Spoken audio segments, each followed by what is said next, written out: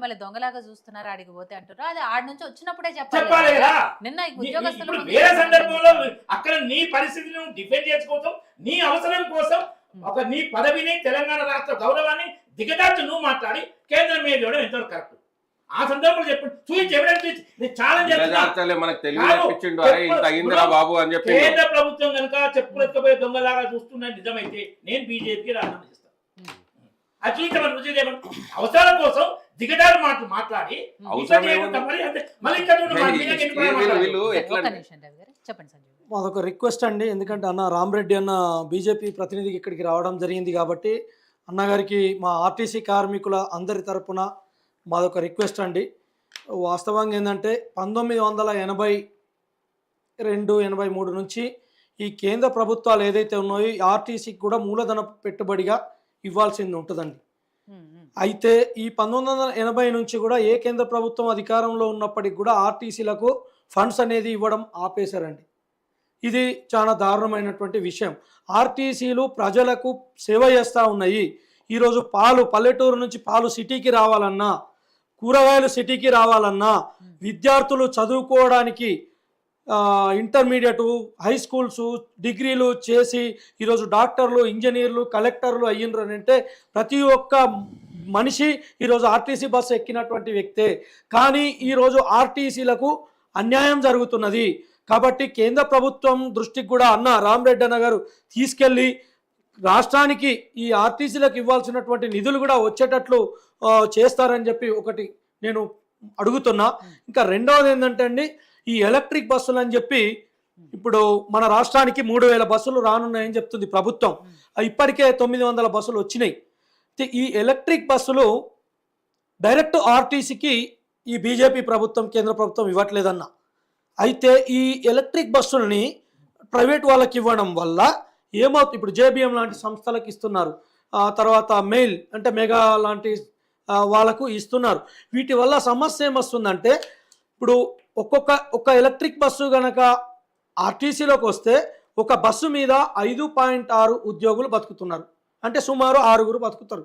అట్లాంటిది ఇప్పుడు ఈ ఎలక్ట్రిక్ బస్సులు రావడం వల్ల వీళ్ళ మెయింటెనెన్స్ మొత్తం ప్రైవేట్ వాళ్ళే చేస్తారు, డ్రైవరు ప్రైవేట్ వాడే చేస్తాడు. ఇంకా ఓన్లీ కండక్టర్ ఎక్కడ ఈ సిటీ బస్సులకి, పల్లె వెలుగు బస్సులకి, అక్కడక్కడ ఎక్స్ప్రెస్ బస్సులకి కండక్టర్లు ఇస్తున్నారు.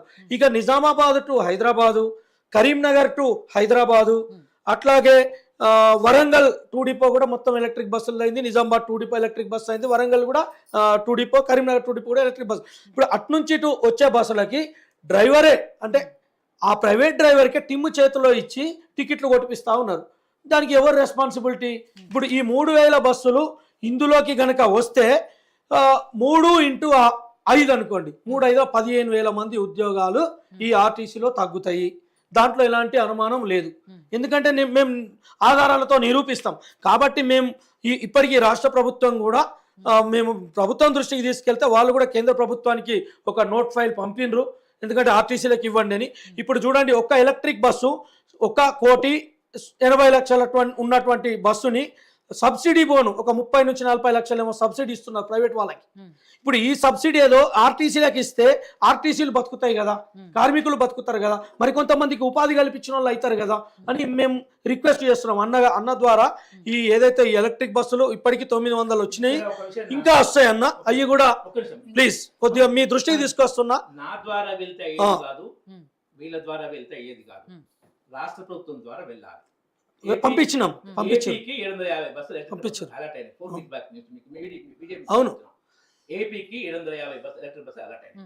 రాష్ట్ర ప్రభుత్వం ద్వారా వెళ్ళి ఆ ప్రయత్నం ఆ ప్రయత్నం మేము చేస్తున్నాం. కిషన్ రెడ్డి గారిని ఇక్కడ నుంచి కేంద్ర క్యాబినెట్ మినిస్టర్ వారికి కూడా ఒక కాపీ ఇస్తే, కేంద్రానికి ఇచ్చింది ఇస్తే ఫాలో అప్ జరుగుతుంది. ఆ విధంగా పనులు అయితే మనం మీడియా ఛానల్లో కూర్చొని నాలాంటి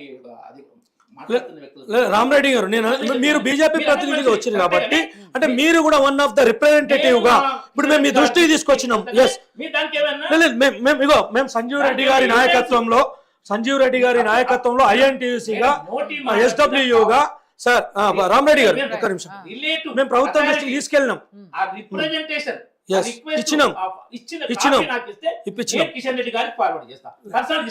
తప్పకుండా నేను మీకు పంపించే ఏర్పాటు చేస్తా, తప్పకుండా మీకు పంపించే ఏర్పాటు చేస్తా పర్సనల్ గా.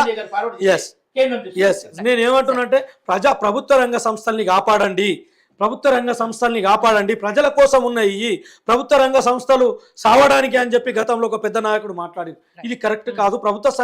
ఈ సంస్థలు బతికితేనే కార్మికులు బతుకుతారు, ప్రజలకు వీలుగా ఉంటుంది. కాబట్టి దయచేసి తెలుసు దేశంలోనే స్పెషల్ ఏపీఎస్ఆర్టీసీ సమైక్య రాష్ట్రం చెప్తున్నా, ఇప్పుడు సపరేట్ ఆంధ్రప్రదేశ్ కాదు.